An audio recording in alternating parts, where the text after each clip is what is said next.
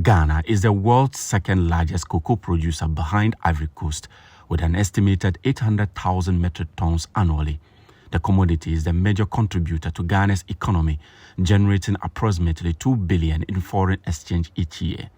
Despite internal challenges, including smuggling of raw cocoa beans, President Mahama, during a presidential session of the 2025 annual group meetings of the African Development Bank in GHOne, stressed that while the continent is capable of scaling up value addition for export, structural trade obstacles continue to hinder African economies from sending finished goods to Western markets. The world economic order is rigged against Africa.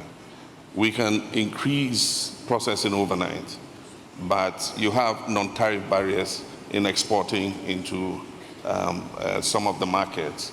Unless they bring a processor from outside, from Europe, who comes and sets up a processing plant and gets all the regulatory things in place.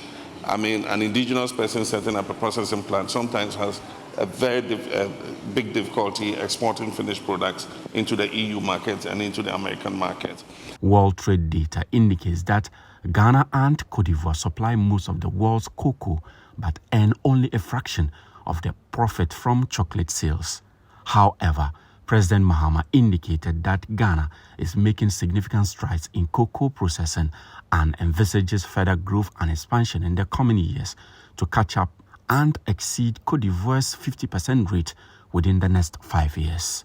But I must say that we've made progress from a low of about 25% processed cocoa. Ghana has risen to about 40%, and I know Côte d'Ivoire is ahead of us. Côte d'Ivoire has done 50%, which is comfortable. And so 50% of Côte d'Ivoire's cocoa is processed domestically. Ghana is at 40%.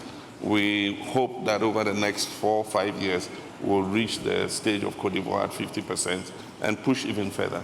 On the continental level and in a bid to improve African economies, President Mahama underscored the significance of value addition to made-in-Africa products for economic stability and to reduce dependence on external sources.